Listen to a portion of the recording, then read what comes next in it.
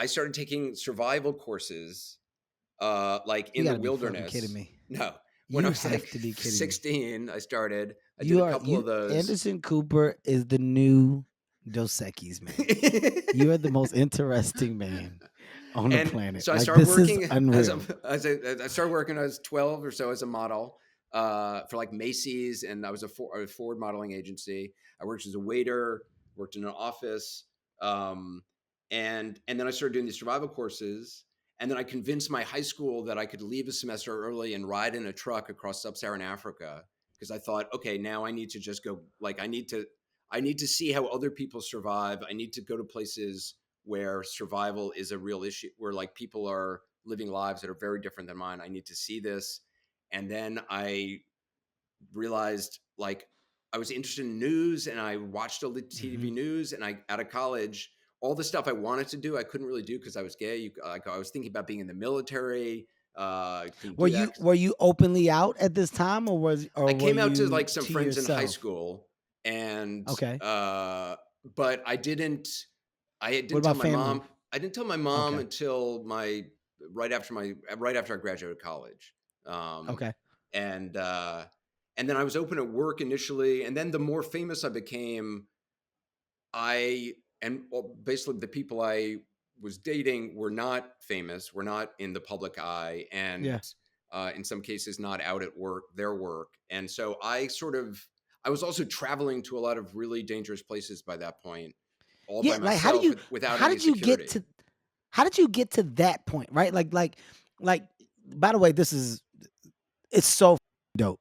I mean, just what you're saying, how we have gotten here is absolutely it's one of the most seamless, energized conversations that I've ever had. Like that, the connecting dots are insane.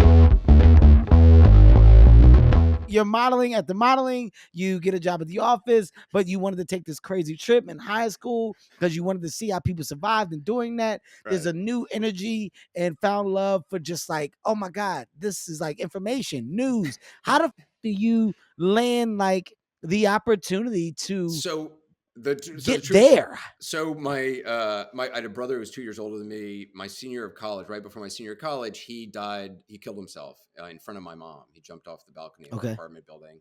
Not to bring it Wow. down, but so I, obviously that was traumatic, and all my senior year I was kind of taking care of my mom, but I was still going to school, and I realized that I didn't really deal with his death, and I was very sad. I was worried about my own ability to survive in the world, as I always had been. And so I decided I wanted to be around places. I felt like nobody spoke about grief and loss, and I felt like I Okay. had, and nobody, people don't. People, it makes people very uncomfortable. And so I wanted to be places where the language of loss was spoken. I decided when I graduated Mm. college, I was interested in news. I got an entry level job as a fact checker at a news place. And I realized after 6 months, I don't want to be a fact checker. I think I want to be a reporter, and I want to go places where where there's conflict, and there's people are wrestling with survival. So I had a friend make a That fake is press pass. absolutely unbelievable. I had a friend make a fake press pass. I borrowed a camera, and I started going to wars in a famine in Somalia, the war in Bosnia, the genocide in Rwanda, South Africa, and the elections in Mandela. That all during the early '90s. That's what This is absolutely insane. And I I did. mean, now because now like okay, you it's just like dude, you were always a kid with purpose. I Like was yes, there I was was like yeah. I an had a lot of purpose. I didn't yeah, know like what the purpose there's was, but other than just like I need to figure things out.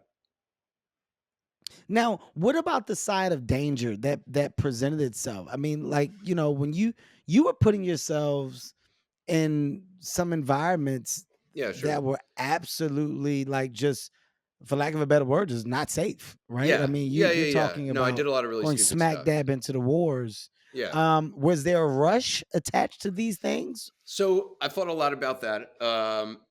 There's undeniably adrenaline involved when you're in these situations. Mhm. But for me, it was more of like, I think because of my brother's death, it was more of sort of testing the boundaries of, um, yeah, just sort of testing the boundaries, like coming. I mean, one, I was I was horrified by things that were happening around the world, and I liked the idea of being able to bear witness to it. The idea of people dying in silence and having their stories not told continues to make me sad to this day.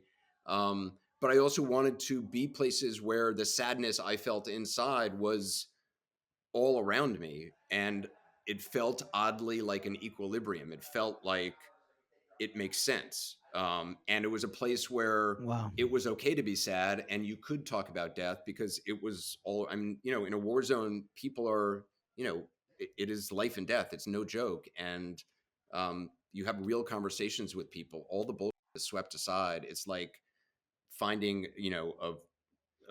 a shark on the dock that's been like gutted. I mean, everything is raw and real